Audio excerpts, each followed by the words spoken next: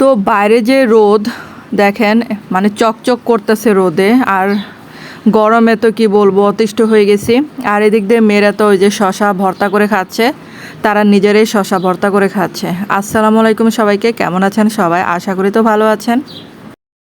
তারপর এরই মধ্যে রান্না করছি, এখানে মানে আলুগুলা ভেজে নিচ্ছি, কারণ হচ্ছে একটু মানে মাখা মাখা ঝোল করব রুই মাছ দিয়ে।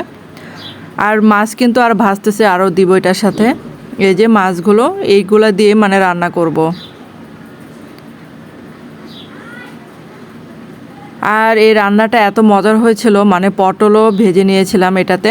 তারপর হলুদ গুঁড়া, মরিচের গুঁড়া, ধনে গুঁড়া সবই দেওয়া হলো। প্রথমে কিন্তু পেঁয়াজ বাটা, রসুন বাটা দেওয়া হয়েছিল, তারপরে যে মশলাটা কষানো হচ্ছে।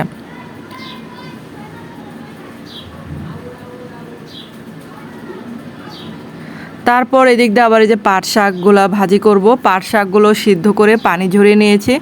আর এই যে পেঁয়াজ রসুনগুলো ভাজা ভাজা করছি, কারণ এই যে পাট শাকগুলো ভাজতে হবে। আর এই যে আমি কিন্তু একদম মানে সবুজ করে পাট শাকটা ভাজি, খুবই মজার হয়। আর আমার চ্যানেলে যদি আপনারা নতুন হয়ে থাকেন, অবশ্যই চ্যানেলটাকে সাবস্ক্রাইব করে কিন্তু পাশে থাকার অনুরোধ রইল।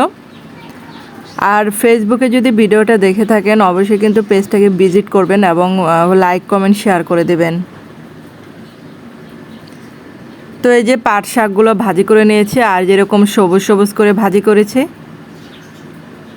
তারপর এদিক দিয়ে মা আবার চাপার পুলি বানিয়েছিল।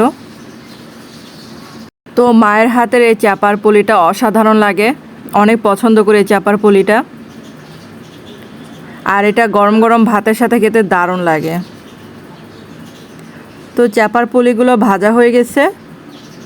তো ধন্যবাদ সবাইকে ভিডিওটা দেখার জন্য।